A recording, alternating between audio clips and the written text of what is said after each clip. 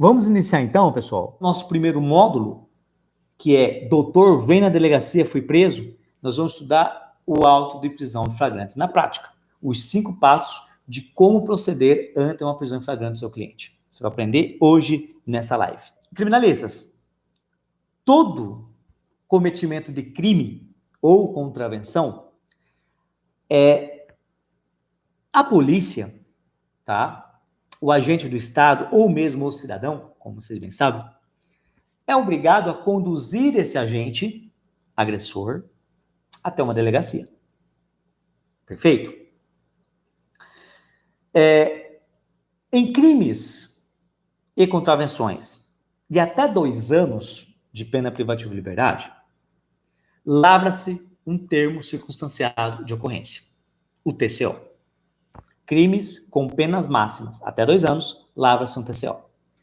Ou seja, o delegado vai colher a declaração do seu cliente, ele irá assinar um compromisso de comparecimento em em uma audiência e será liberado. Então, fixe isso. É importante para você atuar no âmbito da delegacia, especificamente numa prisão flagrante do seu cliente, é entender que crimes de pena de privativa de liberdade, PPLs, até 2 anos, lavra-se TCO. Perfeito? Tranquilo. E ele é liberado. Então, você vai tranquilo quando ocorrer isso. Agora, se for crimes, tá? E aí pode haver concurso material de mais um crime. Né? A união de 2 ou mais crimes há um concurso material ali. Com penas acima de 2 anos, será lavrado um auto de prisão em flagrante. Compreendido? Crime ou crimes, quando há conexão, com pena acima de 2 anos, será lavrado um APF. Então, nós temos um termo circunstancial de ocorrência e um auto de prisão em flagrante. Compreendido isso? Maravilha. Lembrando que em crimes acima de 4 anos, o delegado não poderá conceder fiança. Perfeito? Até então é tranquilo, certo? Eu não vou aqui, doutores, como eu falei, aqui é prática, tá? Então, doutrinariamente, nós temos 9 tipos, tá, de flagrante. 9 tipos. Então, não vou discorrer essa teoria de um por um. Perfeito? Eu vou deixar um material para vocês no grupo, tá, que vocês fazem parte. Eu vou deixar um material com PDF amanhã, vou disponibilizar esse material para vocês lerem, tá, com a doutrina, com o conceito desses 9 tipos, tá, de flagrante. Perfeito? O que acontece? Quais são, né, os 5 passos? Primeiro passo. O cliente te ligou. O que deve ser feito? O cliente te ligou. O que você deve fazer? Primeira coisa, papel e caneta na mão, anote aí. Tá? Fale para ele permanecer em silêncio até você chegar. Fale para ele ficar em silêncio até você chegar. E aí, eu vou contar uma situação para vocês. Teve uma vez que um cliente, ele teve uma operação policial, a Polícia Federal, e ele me ligou, e eu falei, olha, fique em silêncio até eu chegar, tá? E ele foi, devido ao mandado de prisão ser advindo de uma outra cidade, a operação de um outro distrito, a polícia o conduziu para esse distrito, certo? E na casa dele, na realidade, foi encontrado alguns ilícitos e ele foi conduzido em flagrante, né? Era um mandado de busca e apreensão e ele foi conduzido como flagrante. Bem, quando ocorreu isso, eu falei, cara, fica em silêncio. E como era numa outra cidade, então, até pegar uns documentos com a família, eu saí mais ou menos eu cheguei uns 40 minutos, 1 hora depois que ele já tinha sido conduzido, né, para o Departamento de Polícia Federal. Quando eu cheguei lá, o cliente, tá, ele já tinha sido ouvido ele já tinha prestado as declarações e ele estava assinando no momento que eu cheguei. Olha só que situação. O delegado não estava nem mais na sala. Não estava nem na sala, estava só o escrivão e ele lá. Ele já estava assinando o termo de declaração dele. Eu nem quis falar com o escrivão. Falei, olha, cadê o delegado? Tá, cadê o delegado? Fui até a sala do delegado, conversei com ele. Quando eu cheguei lá, eu falei, doutor, é o seguinte, olha, o meu cliente foi conduzido, vocês tinham ciência que eu fui chamado por ele quando vocês estavam fazendo a operação, e chegou aqui, só porque eu cheguei 40 minutos de uma outra cidade, atrasado, vocês já ouviram, na realidade, não é atrasado, vocês tinham que esperar eu chegar. E eu gostaria de que o meu cliente prestasse outras declarações, dessa vez acompanhado por mim. Acredito que o delegado nem ouviu ele, tá? Porque o delegado falou na espantada, sério, doutor? Não, vamos lá. Aí fomos lá na sala do escrivão, aí ele pegou, rasgou o termo as declarações, rasgou ali, e eu peguei olhei ali os autos e falei para o meu cliente, falei, olha, fica em silêncio, tá? E a gente faz a defesa posteriormente. Até porque adivinha também, né, de um mandado de prisão, de um inquérito em aberto, enfim, ali no calor da emoção, não tinha como falar para ele, orientá-lo, né, uma tese, tá? Até porque não tinha como criar uma tese naquele momento. Então, falei para ele ficar em silêncio. Ok? Por que estão contando? E ele ficou em silêncio e, né, terminamos ali o procedimento. Por que eu estou contando isso para vocês? Tá? Porque isso vai acontecer na prática. De repente, o cliente ligou, tá? E você chega na delegacia, o delegado já colheu a oitiva, já fez a oitiva dele ali, seu cliente. Colheu a declaração. Tá? O que você tem que fazer? Conversa com o delegado. Primeiro momento.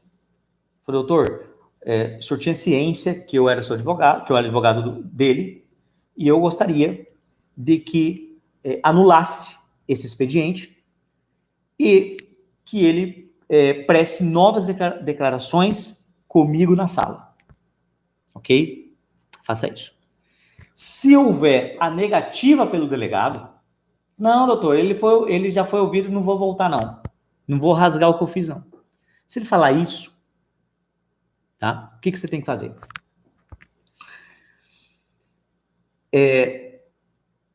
Se não der tempo ali na hora de você ir até o escritório e peticionar, você pega uma folha em branco, fala, então, doutor, eu quero uma folha em branco, faz, tá, uma petição endereçada a ele, ok? Ao delegado, responsável ali pela lavratura do auto-prisão flagrante, ok? E narre os fatos, que o cliente foi preso tal hora, que te ligou, que no momento que você chegou ele já tinha prestado a declaração, peça para o seu cliente assinar, dando fé naqueles fatos, e você assina também. E entrega e junta nos autos. Falei, doutor, então eu gostaria de juntar esse documento nos autos. Que o senhor está negando, o senhor está tolhendo o meu direito em acompanhar o meu cliente. Ouviu o cliente sem minha presença. E agora está tolhendo esse direito. E junte nos autos. Ele não tem como negar se juntar nos autos, porque o direito à petição. Você está no exercício profissional, um direito constitucional à petição. Perfeito? Faça isso se houver tal situação.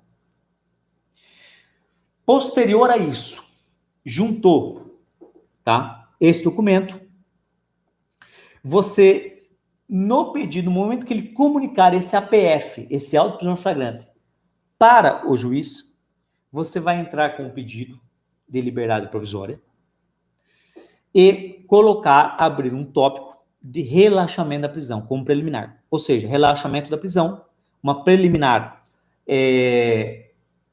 que suscitando isso,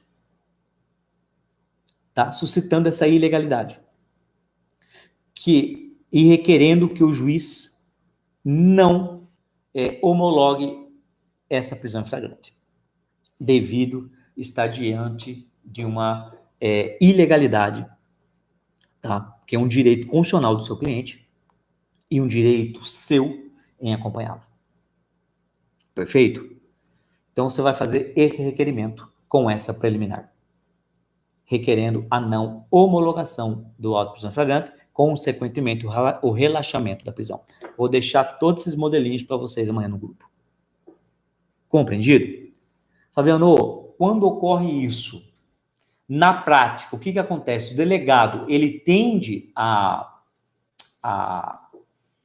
fazer novo depoimento, né, um novo interrogatório, nova declaração, como vocês preferirem, ou não? Na prática, sim. Tá? Na prática, se você falar com se você insurgisse com esse expediente, ele tende a fazer um novo interrogatório, até porque, né, com o advento da lei do abuso de autoridade, em 2019, esse cerceamento configura abuso de autoridade. Então, eles não querem problema. Tá? Qual que é a fundamentação disso? Tá? Artigo 5º da Constituição, inciso 63, tá? Que é o direito ao advogado que o seu cliente tem. Artigo 306, tá? Parágrafo 1º do CPP.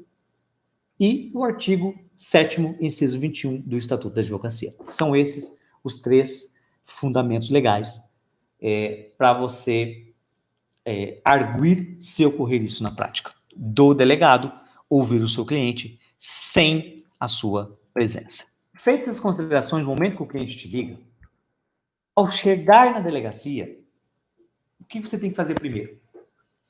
Primeiro, fale com o escrivão ou com a autoridade policial, com o delegado, antes de conversar com o seu cliente. Por quê? Saiba o motivo da prisão. Né? A capitulação do tipo penal. Por que ele foi conduzido preso? Ok? Faça isso primeiro. Saiba, né, se o delegado o manterá preso ou irá liberá-lo, né, por mediante pagamento de fiança. Tem essas informações. Ok? Tem essas informações, por isso que é importante você saber aqueles conceitos que nós fizemos no início da aula, né? Penas até 2 anos, uma IMPO, né? Uma infração de menor potencial ofensivo, que lá o TCO ele vai sair. Penas de 2 a 4 anos, acima de 2 anos vai lavrar um auto de prisão flagrante, né? Até 4 anos o delegado vai habitar fiança, é um direito constitucional do seu cliente, é um direito subjetivo dele. E acima de 4 anos, o delegado não pode habitar fiança. Em penas cuja máxima de 24 anos não pode habitar fiança. Então, você já sabe que quem vai analisar, quem pode decretar uma fiança ou quem vai analisar os requisitos da prisão preventiva será o juiz. Né? Quem vai verificar se ele pode ficar em liberdade ou não será o juiz. Então, é por isso que é importante essas diferenciações. Então, chegando, você pergunta, intere-se da situação. Tá? Para quando você chegar lá na cela, o seu cliente estará lá, você fala para ele, fala, olha, o seu processo, né, o seu procedimento aqui, o auto de prisão flagrante está assim, assim, assado. Ó, o delegado vai habitar uma fiança. Ora, eu consegui, né, uma fiança aí, tá? O seu crime é um delito, né, grave, que não acima, é uma pena alta, que não vai caber fiança, vai ser o delegado, ou vai ser o juiz, a autoridade judiciária, que vai analisar.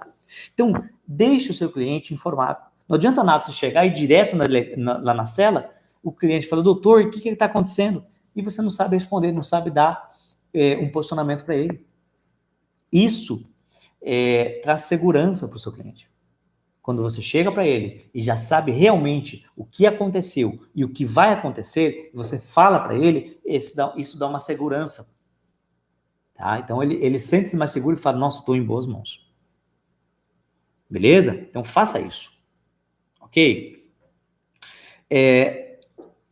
Só um detalhe, e anote isso, que de repente você precise conversar com o seu cliente antes. Por exemplo, se você chega na delegacia e, por um motivo ou outro, não é possível falar com o delegado naquele momento, não é possível falar com o escrivão naquele momento, ou de repente está em operação e está tendo os desdobramentos dessa operação, então naquele momento é impossível ter acesso aos autos. Então, diante dessas circunstâncias, você pode ir lá e falar com o delegado. Falar com o seu cliente. Perfeito? Antes de inteirar-se da situação. Porque você não consegue ter acesso. Então, se você chegar lá e ver e conversar com o escrivão ou com o delegado que vai demorar esse procedimento, então você converse com o seu cliente primeiro. Então, fora essa situação, se você chegar e já tiver acesso, intere-se primeiro da situação, dessa prisão, e depois você fala com o seu cliente. Compreendidas essas duas situações? É uma situação aqui, inclusive, alguns alunos enviaram para mim num questionário, que eu deixei no grupo, a respeito do advogado chegar, tá na delegacia, e não ser atendido de prontidão. Ok? Essa é uma situação que em qualquer delegacia que você chegar aqui no Brasil, você vai se deparar com essa circunstância, tá? Você chegar e muitas das vezes ter que esperar. O artigo 7º da OAB, do Estatuto, ele diz, em seu inciso 6, que o advogado ele pode ingressar livremente nas dependências da delegacia, tá? Mas isso é teoria, ok? Na prática, pessoal, você vai chegar em delegacias em que você não vai conseguir ter acesso, ok? Por quê? De repente, da estrutura física da delegacia. Né? De repente, foi feita uma apreensão de armas ou de ilícitos que está ali exposto, não tem lugar para guardar, eles deixam ali exposto no fundo e que você tem que passar por ali. De repente, os agentes não permitem que você entre naquele local ali. E até uma questão de segurança do advogado também. Isso dependendo das circunstâncias. Então, é necessário nós termos, como profissionais, esse discernimento, tá? De que, em que pese estar no estatuto, não é sempre que nós vamos poder chegar e ir entrando. Ok? E não tem nada de errado você chegar, conversar com o escrivão, pedir acesso aos autos, ok? Do que já foi documentado naquele auto de prisão flagrante. E ele fala, doutor, aguarda um minutinho aí, que eu já te atendo. Então, se você trata esse servidor com urbanidade, com respeito, ele tende também a tratá-lo com respeito. Então, não adianta você chegar dando carteirada, tá um direito meu, eu posso ingressar livremente nas dependências. Até porque isso é um tema que os tribunais superiores já decidiram que não afronta, tá? O direito do advogado ter que esperar, não poder ingressar em determinado local, por mais que a lei diz. Tá? Já é pacificado isso nos tribunais superiores. Então, não adianta a gente querer dar a famosa carteirada. Tá? Isso vai, inclusive, muitas das vezes, prejudicar o cliente. A gente sabe como funciona na prática. Tá? Agora, doutora, uma coisa é você esperar, tá? Com o total respeito também do servidor, ok? Tudo tem um limite. E eu vou contar uma situação que aconteceu, acredito que faz uns 3, 4 meses atrás. Uma cliente, o qual já me ligou, teve um problema lá, e eu fui na delegacia. Eu cheguei por volta das 11 horas da noite, numa central de flagrantes. O cidadão lá tinha sido preso. Eu cheguei a conversar com o plantonista e ele falou, doutor, o horário já excedeu, eu não vou permitir que o senhor converse com o acusado, o flagranteado, o preso. E a cliente do lado, né? Eu falei, olha, meu amigo, aqui é uma central de flagrantes, certo? Então, se ocorrer um crime 2, 3, 4 horas da manhã e ser conduzido para cá Você não vai fazer o recebimento de ser preso pelos policiais? Não, mas é diferente. Eu falei, não é diferente. Nessas situações, você tem que se impor. Tá? Por quê? É um direito que você tem de falar com o seu cliente, independente do horário. Então, você tem que saber o momento de se posicionar. Tá? E posicionar-se com respeito. Em nenhum momento eu destratei ele. Então, eu falei, olha, eu tenho o direito de ingressar, tá, a qualquer horário. É uma central de flagrantes aqui. É diferente de uma cadeia, aonde por questão de segurança eu não posso ir lá meia-noite e querer, né, que eles entrem numa cela e tirem né, num pavilhão e tire a pessoa que está presa para falar comigo. É uma questão de segurança. Eu não vou chegar a isso na penitenciária. Mas ali, numa central de flagrantes, você tem todo o direito, a qualquer horário, de ser atendido. E deve ser atendido. Então, você posiciona-se dessa forma, impondo-se, né, com urbanidade, com respeito, tendo como base ali um estatuto que te protege, tá? E é um direito também do preso de ter acesso ao advogado. Então, diante disso, o agente lá, o plantonista, não gostou muito, né? Mas a gente não agrada a todo mundo, mas foi lá, pegou o rapaz e eu conversei com ele, tá? Deixei ele mais calmo. Vocês entenderam essa situação, a diferença de uma coisa e de outra? Tá? Então, você deve se impor com base no que está no estatuto, mas sempre com respeito e entendendo o trabalho ali, respeitando o trabalho dos servidores. Perfeito? Com isso, você vai ganhar o respeito deles também. Segundo passo, pessoal. Segundo passo. O que fazer ao tomar conhecimento desses autos, dessa prisão do seu cliente? Primeira coisa, então você chegou à delegacia, verificou o procedimento, tá? Teve acesso aos autos, o que fazer? Primeira coisa, tá? Nesse nosso segundo passo, verifique se essa prisão ocorreu nos termos do artigo 302 do Código de Processo Penal. Primeiro passo. Então, verificou o boletim de ocorrência, verificou o que os condutores do seu cliente falou, né, narrou sobre os fatos, sobre a prisão, sobre as circunstâncias. E, então, você analise se esses fatos, se essas circunstâncias se amoldam no previsto no artigo 302 do CPP. Primeiro passo.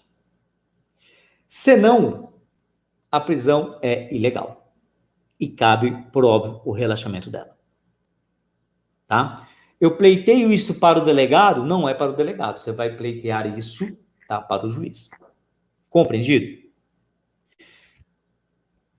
Quanto ao artigo 303, e aí tome cuidado, que é em relação aos crimes permanentes, e aí cito crimes permanentes, tráfico de drogas, receptação, porte e posse de arma de fogo. São os 3 institutos que você mais vai deparar-se na prática, tá, relacionados a crimes permanentes.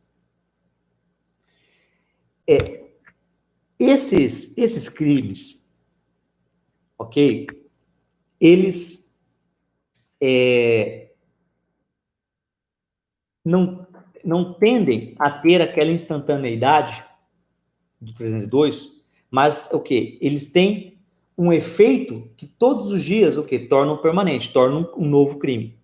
Compreendido? É um crime permanente. Todos os dias ele se protrai, ele se estende, se desdobra, tornando-se aquele ato flagrancial a qualquer momento. Tráfico de drogas, receptação e porte e posse de armas de fogo. São exemplos mais comuns que você vai deparar-se na prática. E aqui eu te dou uma dica de ouro, tá? E relacionados aos crimes permanentes, em especial o tráfico de drogas, leia, tá? o tema 280 de repercussão geral do STF. Leia o tema 280 de repercussão geral do STF, que é a partir de um recurso extraordinário de número 603.616 de relatoria do Gilmar Mendes. Anotem isso. Por quê? Não é permitido, em crimes permanentes, um exemplo de tráfico de drogas, que o policial, ele adentre a casa do seu cliente, alegando ali fundadas razões para o flagrante, e ele confirme essas fundadas razões somente com o ilícito. Ele não pode narrar na versão dele, lá no boletim de ocorrência ou lá na declaração dele, que ele estava passando e teve uma denúncia anônima, né? Ou ele viu uma pessoa suspeita na rua, pediu para parar e o cara não parou e o suspeito ele empreendeu em fuga. Então eles entraram na casa dele sem o mandado, que estaria ali uma situação de flagrante, e daí ali eles encontraram droga. Ora, eles entraram no domicílio do cliente, encontraram droga, mas o que tem a ver aquela droga com os fatos anteriores? Tá? Vocês entenderam? Eles não podem ingressar na casa, na residência, no domicílio, e falar, olha, depois que nós ingressamos que encontramos a droga. Mas cadê as fundadas razões aqui? Cadê as fundadas razões aqui para eles poderem encontrar a droga no momento posterior? Vocês estão entendendo a diferença? Agora, se tem uma denúncia anônima, se já tem uma investigação, se ele chega e olha aquela movimentação na frente da casa, o entra e sai, aí eles diligenciam atrás de uma pessoa que comprou droga ali. Opa, fundadas razões. Eles pegam e podem adentrar a casa. E lá, encontrando drogas, óbvio, flagrante de tráfico de drogas. Agora, eles chegam, a partir de uma denúncia anônima, basta uma denúncia anônima, ou uma fuga do suspeito, ou eles passam e verificam uma movimentação sem fazer uma averiguação daquela situação, e entram e encontram a droga. Esse estado de flagrância, tá, não se confirmou, não é fundada as razões para eles poderem entrarem.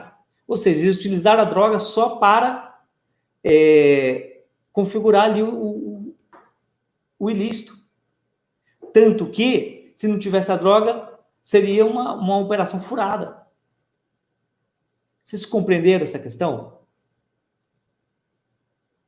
Certo? Então, tema de repercussão geral 280 do STF. E essa questão da denúncia anônima, tá? Já temos um HC, número 89.853, da 5ª turma do STJ, que diz que tão somente a denúncia anônima, sem nenhum outro tipo de averiguação, não considera-se fundadas razões para a violação de domicílio. Então, se acontecer com o seu cliente isso, analise os autos, analise o boletim de ocorrência, analise o que no relatório, nas declarações dos policiais, dos condutores. Verifique as fundadas razões para eles terem entrado. Se foi só denúncia anônima, pode entrar, tá? Pode requerer faz uma petição de relaxamento da prisão, não é para o delegado, e sim para o juiz. E requeira a não homologação da prisão em flagrante. Perfeito? Se o juiz indeferir e homologar o flagrante, tá? Você pode, inclusive, aí deixa de ser, aí passa ele, né, ou o juiz, ser a autoridade coatora no HC para o tribunal. Você pode impetrar o HC no tribunal. Compreendido? Doutores e doutoras,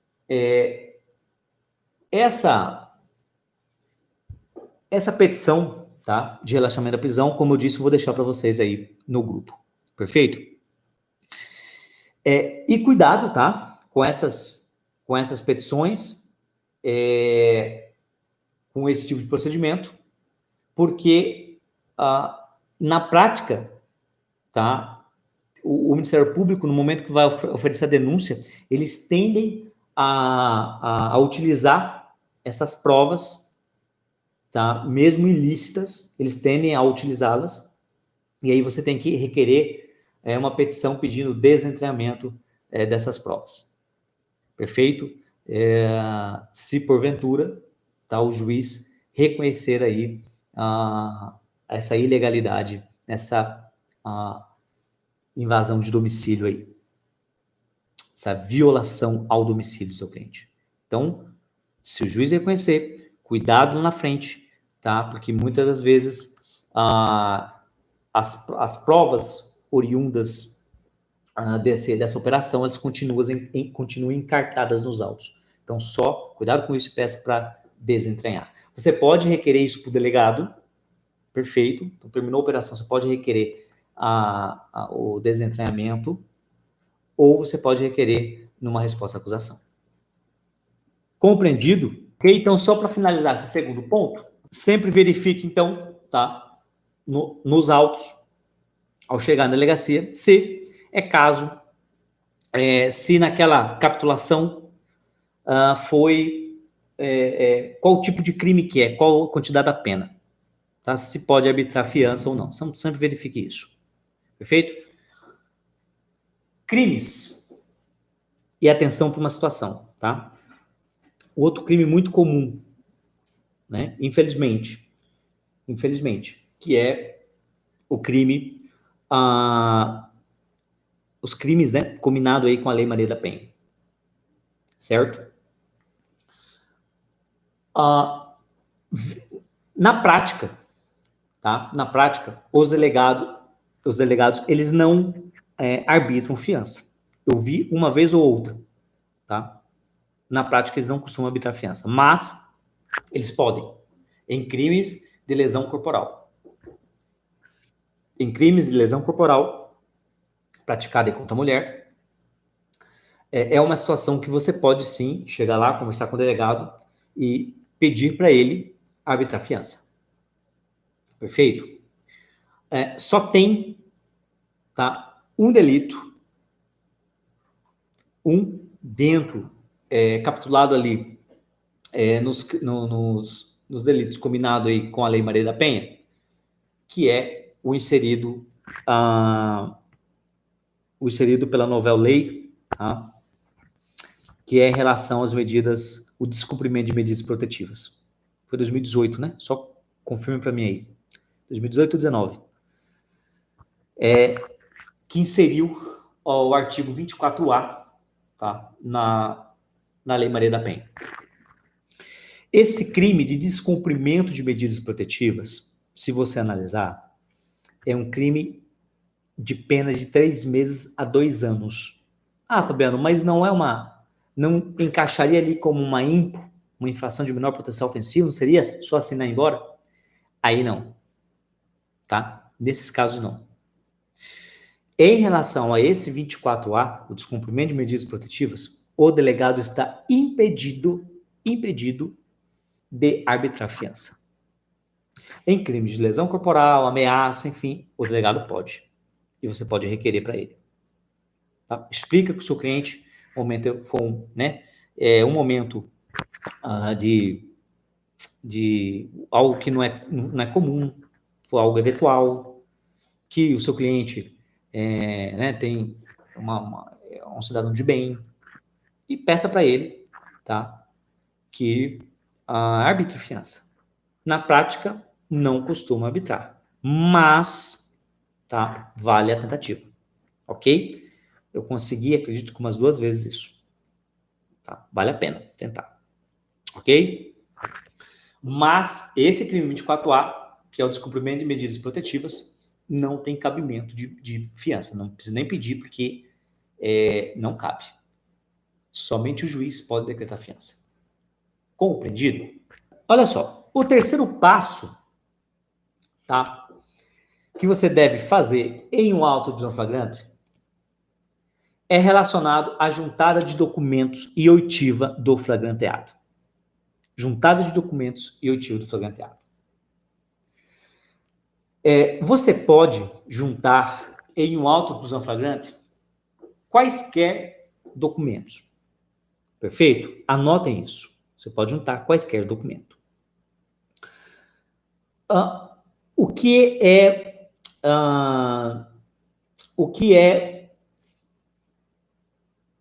crível na prática fazer? Junte documentos que irão ajudar o juiz em sua convicção quanto à aplicação das medidas alternativas à prisão. Ele vai pegar o APF e vai analisar, certo? Ele vai homologar o APF, se estiver conforme o artigo 302 ou 303, e vai depois passar a análise se naquele caso concreto estão presentes os requisitos autorizadores da prisão preventiva no artigo 312 do CPP, compreendido? É nesse momento que ele vai passar os autos e vai ver os documentos que você juntou, comprovante de endereço, uma CTPS. Então, você tem essa possibilidade de juntar esses documentos no APF. Então, no momento que o escrivão colher ali, junto com o delegado, a oitiva do seu cliente, você fala, doutor, eu gostaria de fazer a juntada desses documentos. Compreendido? Você pode fazer isso. Ok? É a primeira opção. Você pode juntar um pedido de liberdade provisória no auto de prisão em flagrante. Anotem isso, a segunda hipótese. Você pode juntar um pedido de liberdade provisória no auto de prisão em flagrante. Ok? Fabiano, como que funciona isso na prática? O delegado ele vai receber esse pedido. O pedido de liberdade não é direcionado ao delegado, presta atenção. É um pedido direcionado ao juiz, mas você só quer ganhar tempo, tá? Porque muitas das vezes, de repente até o acúmulo de serviço ali de trabalho, de autos em APFs, né, pela autoridade policial, pelo departamento ali, de repente, eles comunicam, ok? E no fórum já distribui, já vai para a mesa do juiz, ele já analisa. E você acabou não juntando documentos para o juiz analisar. Passou batido. Ok? Então, você juntando um pedido de liberdade provisória direcionado ao juiz, deixa em branco, porque você não sabe para quem vai ser distribuído, então só deixa, faz o endereçamento ao juiz, né? Ao juízo criminal da cidade tal, deixa em branco a vara, né? Se tiver mais de uma, e aí junta esse pedido de liberdade. É uma segunda opção. Ok? Na prática, os delegados, eles recebem e fazem um ofício informando dentro do relatório dele, que precisa fazer o relatório do que ocorreu, eles falam que o advogado juntou um pedido de liberdade provisória nos autos. Ok? Tem essa vantagem, como eu disse para vocês, que muitas das vezes, passar despercebido, tá? E você não vê que foi esses autos conclusos para o juízo. Então, quando ocorrer isso, o juiz já vai ter o seu pedido de liberdade provisória. Qual que é o ponto negativo disso? Qual que é o ponto negativo disso? Você corre o risco, e aí vai do entendimento do juiz, tem alguns juízes que entendem que esse pedido tem que ser jurisdicionado, tá? Ou seja, tem que ser protocolado no fórum. Eles entendem que, pelo fato do auto de prisão flagrante ser uma peça administrativa, tá? Em sede de delegacia, eles não entendem que, uma vez protocolado lá, surta efeito jurídico. Então, existem juízes com esse posicionamento. Ok? Por isso que você tem que conhecer o posicionamento do juiz aí da comarca. Tá? Mas você tem essa opção. Tem juízes que recebem esse auto de prisão flagrante, analisam e até citam, né, na fundamentação quanto à liberdade ou quanto a conversão da prisão preventiva. Mas eles citam. Então, tem uns que recebem, tem uns que não recebem. Perfeito? Então, você precisa conhecer essa linha do entendimento do juiz. Na prática, acredito que vocês Comentem aqui se vocês já viram essa prática. Comentem aqui se vocês já viram essa prática de juntar liberdade provisória no APF. Ela não é comum, tá? Ela não é comum, mas você ganha tempo. Se o juiz entender, né? Se o juiz receber, você ganha muito tempo. Perfeito? Então, é uma opção, ainda mais nesse período de pandemia. Tá? Por quê? Geralmente, nós fazemos isso com liberdade provisória no final de semana, porque quem vai analisar é um juiz plantonista, né? Não é o juiz, não é o juiz que vai fazer a custódia ali. Então, o juiz plantonista. Então, a gente utiliza esse método, esse traquejo aqui, né? Esse expediente, para poder ganhar tempo com juízes plantonistas. Mas, e agora na pandemia, né? Que não está tendo audiência de custódia. Mas na audiência de custódia, por óbvio, tá, o seu cliente vai ser levado, e aí compensa, óbvio, né? Você fazer todos os requerimentos de juntar documentos na custódia. Compreendido isso? Perfeito? Maravilha. Então, essa é a segunda alternativa que você tem em relação à juntada de documentos. Fabiano, em relação à oitiva do meu cliente, o que eu faço? Eu devo pedir para ele ficar em silêncio? Eu devo pedir para ele narrar os fatos? Tá? O que eu devo fazer em relação à oitiva dele? Primeiro, você tem que entender que, como diz Francesco Carnelucci, uma situação de flagrante delito é uma situação de visibilidade del reato. Né? Francesco Carnelucci diz isso. Ou seja, é uma situação instantânea de um delito. Ok? E ali há um calor de emoção, circunstâncias ali, a flor da pele, né, todos nervosos. De repente você chega na delegacia e se depara com uma situação dessa, não é o ideal você pedir para o seu cliente, que já está abalado emocionalmente, prestar uma versão. Porque eu costumo dizer que a primeira versão é que fica na cabeça do magistrado.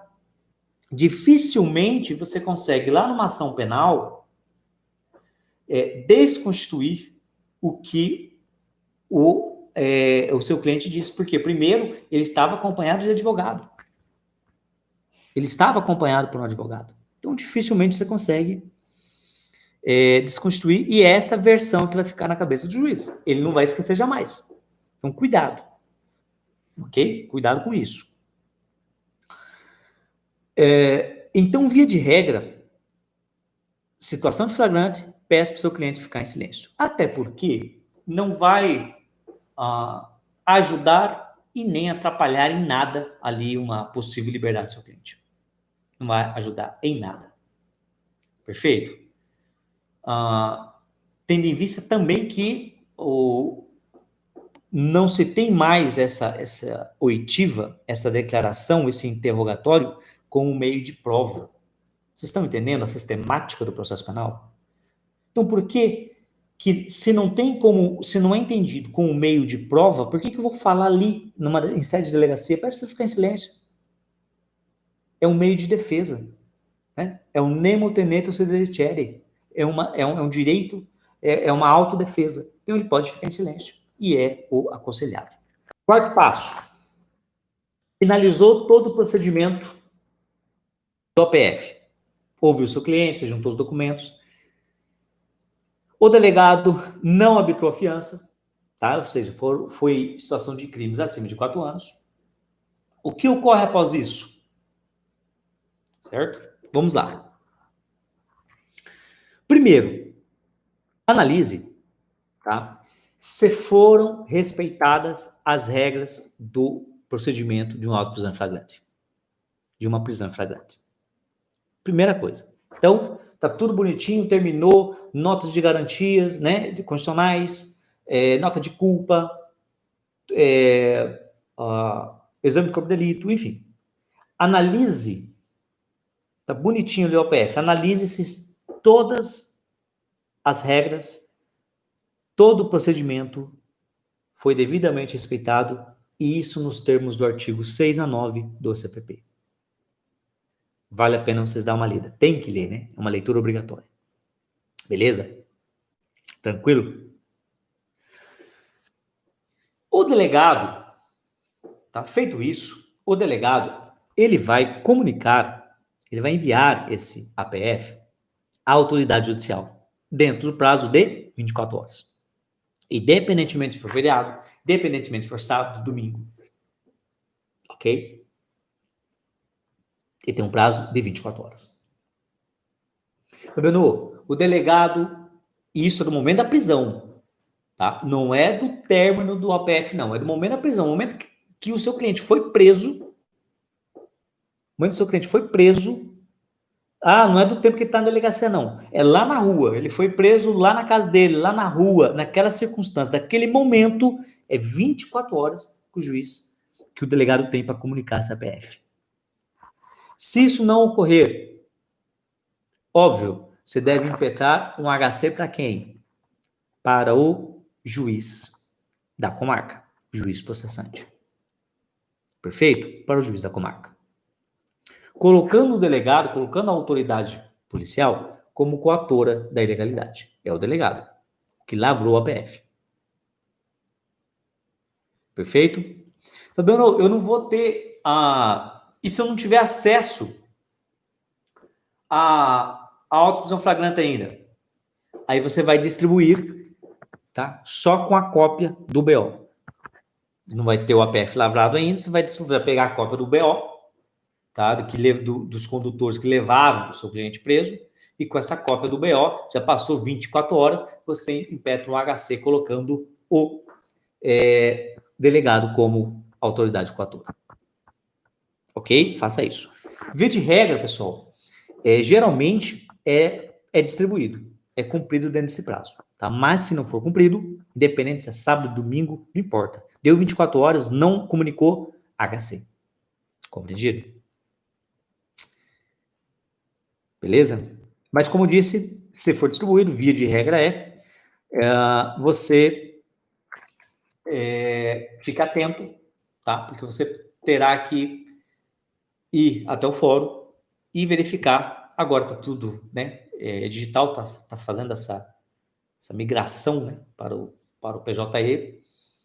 Mas, se não conseguir ter acesso ao número do procedimento, liga para o escrivão, porque ele distribuiu lá. Geralmente ele distribui lá já.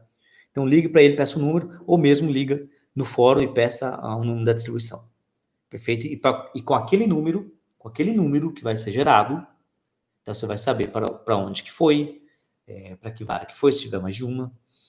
E então, a partir disso, você pode juntar o seu pedido de liberdade, caso você não tenha juntado lá no APF. Tá? Ou juntar o pedido de liberdade ou alguns outros documentos que você queira. Via de regra, a gente junta o pedido de liberdade.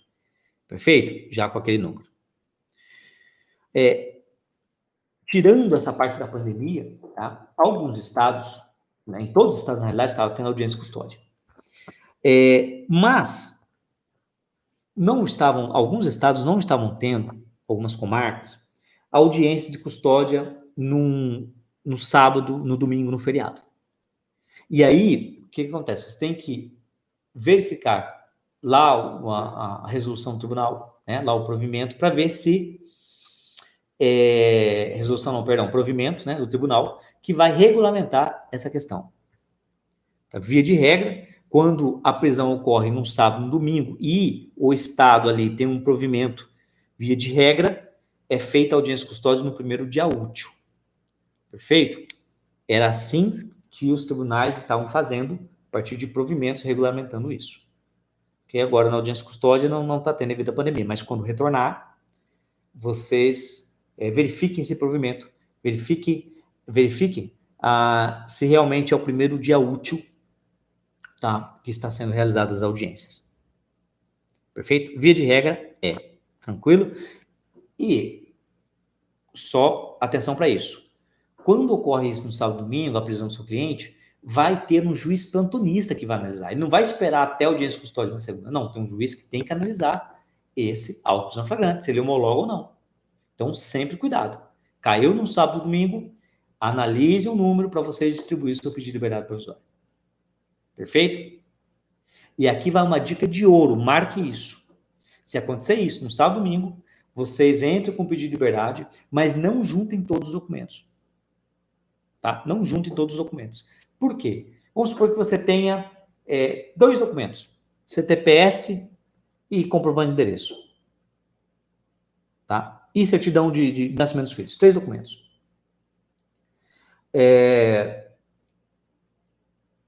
Você pode, tá? E uma certidão, vamos supor 4 certidões, vamos colocar número par para ficar fácil. 4 certidões. E uma certidão ali de antecedentes criminais, né? Que mostra que ele não tem nenhum tipo de passagem. O que você vai fazer? Você vai juntar parte desse documento. Junte 2. Porque se o juiz negar o seu pedido e converter a prisão de flagrante em preventiva, o que você vai fazer? Na audiência de custódia, você não vai entrar com pedido de liberdade provisória. Você vai pedir o quê? A prisão já foi, o flagrante já foi homologado e a prisão já foi convertida em preventiva. Então, você tem que entrar com pedido de revogação da preventiva. Então, ora, se você vai entrar com pedido de revogação da preventiva, você precisa ter o quê? Fatos novos, fatos processuais, né? Contexto fático processual novo. Então, por isso que você tem aí uma carta na manga que, de repente, aí são 2 documentos ou 1 documento, não tem problema ser só 1. E aí, na audiência custódia, você fala, excelência, pela ordem, eu gostaria de fazer um pedido de liberdade provisória, de revogação da prisão preventiva, tendo em vista que o juiz plantonista já analisou e converteu em preventiva, então eu quero fazer uma revogação pela cláusula rebus sic stantibus, que é ante a uma circunstância fática, né, processual nova, que é esse documento que eu estou juntando agora aqui, né? Ou uma CTPS que você deixou com uma carta na manga, ou com um comprovante de endereço que você deixou na carta na manga, perfeito? Algum documento novo, você sempre deixa para entrar com pedido, ter essa carta na manga para entrar com pedido de revogação para o juiz. Muito bom, vamos lá, vamos continuar. Olha só, se passou, então o delegado comunicou o auto de prisão flagrante para o juiz, e o juiz passou mais de 24 horas da distribuição e não marcou audiência, e não analisou o flagrante, não homologou o flagrante. O que fazer? Passou mais de 24 horas disso e nada o juiz fez. E lá, concluso para ele, para a decisão. O que você tem que fazer? Óbvio, HC no tribunal, colocando o juiz como coator na ilegalidade. Perfeito? Compreendido? Vamos lá. Quinto passo e último passo. Vamos lá. Saiba o entendimento do juiz ou mesmo precedentes do seu tribunal sobre a possibilidade do seu cliente cumprir em liberdade aquele processo, né? Não é processo, mas aquele procedimento, aquela prisão, né? Aquela acusação que ele está tendo ali, perfeito? Saiba, tá, qual que é o entendimento do juiz e dos tribunais. Perfeito? Isso é importante. Jamais prometa, pessoal, marquem isso, jamais prometa que o seu cliente irá sair na audiência custódia. Não chegue para ele e fale, olha, você vai sair na audiência custódia, eu vou tirar você 100%. Não faça isso. Por quê? Quem decide é o juiz. O poder da decisão, tá, é do juiz, não é seu. Certo? Então, o que você tem que fazer? Então, temos um lado isso, jamais prometo. Mas tem um outro lado, que se você não passar segurança para o seu cliente, se você chegar para ele e não der uma posição concreta de possibilidades, não sei o que vai acontecer. Olha só, ele não vai se sentir seguro, vai ficar desesperado ali. Então, nós temos, de um lado, você não pode prometer, e do outro, você também não pode falar que não vai resolver. Ele está ali com um problema. Você tem que chegar para ele, olhar no fundo dos olhos dele e falar, olha, eu vou resolver o seu problema.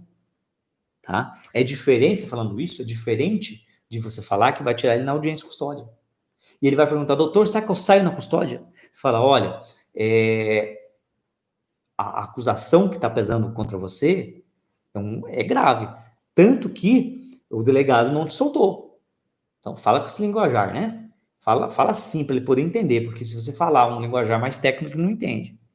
Então, você fala, olha, tanto que é grave que o delegado não te soltou. Então, você vai precisar passar pelo juiz. Eu vou precisar fazer um pedido para você. Eu te dou probabilidades, conforme a minha experiência. Você pode falar assim, conforme a minha experiência, a chance é de, né, X% de você sair. Segundo o entendimento do tribunal, a chance é X% de você sair. Segundo o entendimento desse juiz, é X% de você sair. Então, trabalhe com probabilidades. Jamais com, eu vou te tirar, você vai sair. Não. Tá? Eu vou resolver o seu problema. A chance é tantos por cento de a gente conseguir sua liberdade. E aqui eu vou te dar uma dica. Fabiano, como que eu vou saber essa porcentagem? Ok? Como que eu vou saber? Olha só. Anotem isso. Em delitos, em crimes mais graves, tá? Por exemplo, em delitos que são hediondos, é grave, não é grave? Hediondos, tendo em vista que a pena é maior, em crimes hediondos ou com violência e grave ameaça contra a pessoa, então crimes hediondos e com violência e grave ameaça contra a pessoa, as chances de conseguir uma liberdade do cliente, elas são menores. Ok? Girando em torno aí, e aí depende, lógico que vai depender dos antecedentes dele. Lógico. Se ele tem uma conduta, um perfil, uma personalidade tendenciosa a crime, ele tem várias passagens. Se ele for limpo, né, se não tiver nenhum tipo de antecedente que pese contra ele, ou seja, aquele é um fato eventual, as chances aumentam ali 50%, 60%, 70%. Ok? Tá? Então, sempre analise isso. Tá? Se o crime é hediondo e se o crime for perpetrado aí com violência ou grave ameaça. Então, as chances, se ele tiver passagem, é mínima. Se ele não tiver passagem, aumenta ali em 50%, 60%. Tá? E em crimes que não é hediondo, não são hediondos, e em crimes que não envolvem violência ou grave ameaça contra a pessoa, eu vou citar um exemplo, estelionato, crime de 1 a 5 anos, o delegado não pode arbitrar fiança, vai para o juiz. Um outro delito, né, adulteração de veículo automotor, pegou o cara fazendo a adulteração, pena de 3 a 6 anos, mas não é um crime que envolve violência, não grave ameaça. Tá? Porte ilegal de arma de fogo de uso permitido. Ok? De repente, o delegado pode arbitrar fiança, porque é até 4, mas, de repente, está em concurso material com outro crime. Então, o delegado não pode arbitrar. Então, diante dessas circunstâncias, o juiz, tá, pode arbitrar. Então, são tipos penais, tá, um furto qualificado, né? Furto qualificado 2 a 8 anos, onde o delegado ele não pode arbitrar fiança, mas é um crime que não envolveu violência, grave ameaça contra a pessoa, não é um crime que não é hediondo, né? Então, essas circunstâncias, analise o quantum da pena. Tá? De repente, há crimes, há tipo penais que a pena mínima é 1 ano. Ora, 1 ano, lá na frente é o quê? Comporta o surgir processual. Então, analise o quanto da pena. É importante também a mínima. 1 ano, 1 ano é surgir processual. Tá? Agora, com o novo acordo de não persecução penal, crimes abaixo de 4 anos que não envolve violência, grave ameaça, perfeito? Então, são circunstâncias que lá na frente a pessoa não vai cumprir fechado. Então, isso, as chances é de 90%, 95%. E você pode, se o cara for primário, diante dessas circunstâncias, você pode falar, olha, a chance é de 90%, 95% de conseguir sua liberdade. Fique tranquilo que vou resolver seu problema. Compreendido esses 3 níveis? Então, analise, marque isso e, com certeza, aos poucos, na prática, você vai aprendendo. Então, com isso, pessoal, nós fechamos a nossa live de hoje, as nossas considerações. Na próxima live, nós vamos trabalhar, tá, com o inquérito policial na prática, os 3 passos de como atuar de forma profissional para trazer resultado para o seu cliente em um inquérito policial. Beleza? De suma importância para vocês que querem atuar com excelência em uma delegacia de polícia.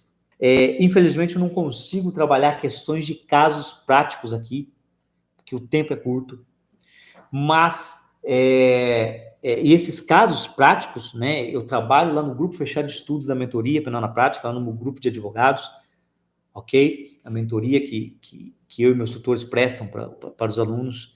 Então, lá a gente consegue trabalhar com esses casos práticos com uma verdadeira assessoria, tá? Infelizmente, aqui por questão de tempo eu não consigo. Olha só esse depoimento de como funciona no meu grupo de mentoria. Oi, eu sou a doutora Luciana, eu sou advogada na cidade de Aracaju, Sergipe. Tenho muito a agradecer ao Dr. Fabiano, pois através das suas técnicas de estudo e os materiais disponibilizados, hoje eu posso atuar com mais segurança na defesa do meu cliente. Qualquer dúvida que eu tenho na prática, eu tenho um grupo fechado, no qual eu recorro e imediatamente tutores me assessoram. Realmente é uma ferramenta que veio agregar bastante na minha vida de advogada criminalista. Obrigada e até mais. Pessoal, muito obrigado por vocês terem ficado comigo aqui nessa 1h e 44 minutos de muito conteúdo. Eu trouxe realmente o melhor para vocês, a prática penal de uma situação de auto prisão flagrante. Tá? Não consigo, sinceramente, imaginar uma circunstância fora do que eu falei para vocês acontecer. Perfeito? Então,